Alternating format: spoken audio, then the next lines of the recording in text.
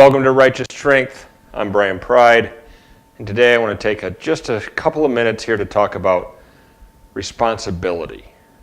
And some of these thoughts come from Jordan Peterson. I've been reading through his book, 12 Rules for Life.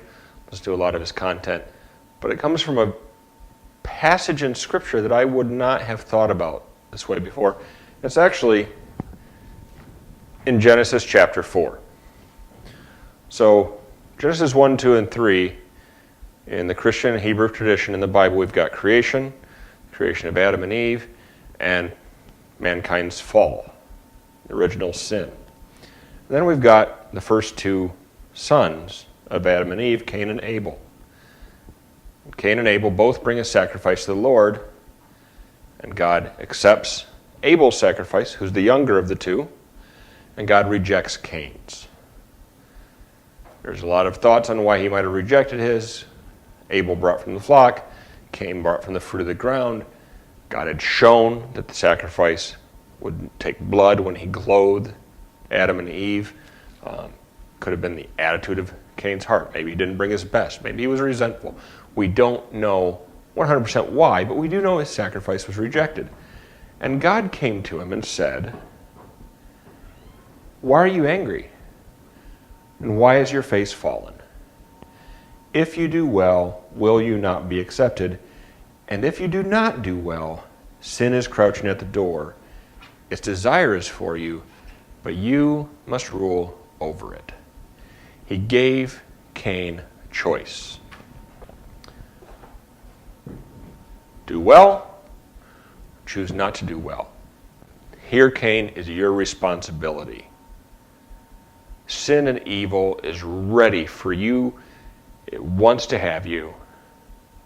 But you have the choice of whether you do the right thing, just bring a proper sacrifice, and honor God, and take responsibility, or do the wrong thing. Cain chose to do the wrong thing. Instead of honoring God, instead of bringing a sacrifice, instead of changing his heart. This is where I think it was really as hard at question here. Because instead of choosing to do and follow what God had told him, he blamed his brother Abel, who God had accepted his sacrifice. And when they were out in the field, he killed him. He destroyed the good because the good's presence made him feel bad about himself. It was his responsibility to do the right thing, and he chose not to. If we look around us today, we are all still responsible for ourselves, to do the right thing, to do good with our lives, and to be acceptable to God. He's made a path for that through Jesus Christ. Still up to us to try to live our lives in a pleasing and acceptable fashion.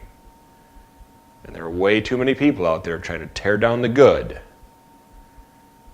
because they want to feel better about themselves. And good and honorable people who tell people what's right make them feel bad about themselves. Time to get stronger.